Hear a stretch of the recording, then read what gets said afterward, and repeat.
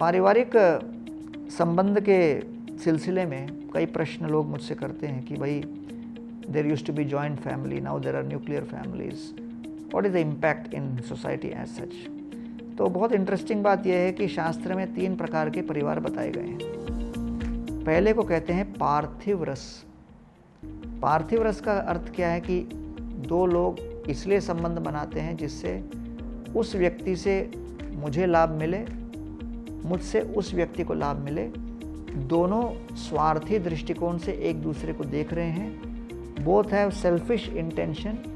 Can this person benefit me, can the other person benefit me. When they are looking at mutual benefit, they are living in a house which they call family, but the thinking is 100% business like.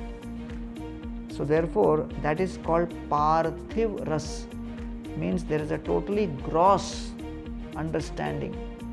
It is only family in name. All over the world this has become very prominent. और कई जगह पे तो restaurant में भी 4 लोग परिवार के जाते हैं तो हर परिवार का व्यक्ति अपना अपना बिल भी भरता है। This is also quite common in many places. तो पार्थिव रस means if you stop giving me pleasure, there is no point in living with you. तो इसके कारण डिवोर्स रेट बढ़ रहा है। लग्जमबर्ग जैसे देश में 88% डिवोर्स रेट है, स्पेन में 65% डिवोर्स रेट है, फ्रांस में 55% डिवोर्स है, रशिया में 51% डिवोर्स रेट है, अमेरिका में 46% डिवोर्स रेट है, ग्लोबल डिवोर्स रेट 44%। क्यों? क्योंकि सहनशीलता समाप्त हो गई और जब लगता है कि इस व्यक्ति से मुझे कुछ नहीं मिलने वाला तो क्यों रहना, छोड़ो। इसको कहते हैं पार्थिव रस। दूसरे प्रकार के संबंध को कहते हैं स्वर्गीय रस, अर्थात हाँ मुझे कुछ पीड़ा हो भी, लेकिन उस व्यक्ति के हित के लिए इंसानियत के नाते मैं कुछ सहन करूं। May I tolerate some pain just so that the other person can be happy. On what grounds? Humanitarian grounds. तो वैदिक सभ्यता और संस्कृति के अंतर्गत ये कुछ हद तक कायम थी और भारत में लोग कभी कभी परिवार का एक ज्येष्ठ भाई अपना विवाह छोड़ देता था क्योंकि जिससे कि छोटे भाई बहनों का परवरिश हो सके और उनका विवाह हो सके। और ऐसे काफ़ी कॉमन बातें थी ये कि दूसरे परिवार के दूसरे सदस्यों के लिए कोई एक परिवार का सदस्य अपना कई कर्तव्य निभाते हुए बहुत कुछ सैक्रिफाइस कर दे। तो इसको कहते हैं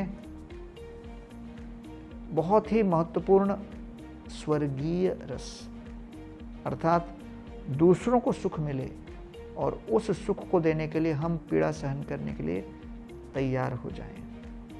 तीसरा वैकुंठ रस, अर्थात परिवार के केंद्र कौन हो? भगवान हो। तो इसलिए भारत के हर घर में पहले भगवान की सेवा पूजा होती थी, जो आजकल दूरदर्शन और स्मार्टफोन ने जगह ले लिया।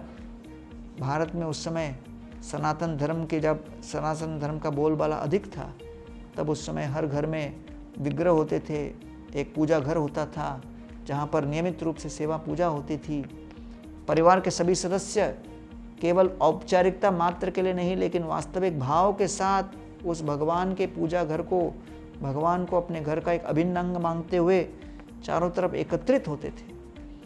A family which praise together stage together.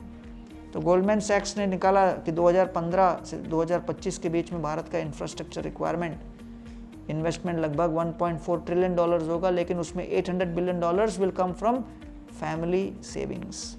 और जब तक फैमिली फीलिंग नहीं होगा, फैमिली सेविंग नहीं होगा। इसलिए कई बार लोगों को लगता है कि फैमिली में क्या होने वाला है, लेकिन उस परिवार के अंतर्गत लोगों का चरित्र निर्माण होता है, लोगों का व्यक्तित्व निर्माण होता है, लोगों की मानसिक शक्ति और रवैया उत्पन्न होती है, लोगों के संस्कार उत्पन्न होते हैं, और तब जाकर परिवार का हर व्यक्ति इस समाज और देश के लिए कुछ करने योग्य बनता है।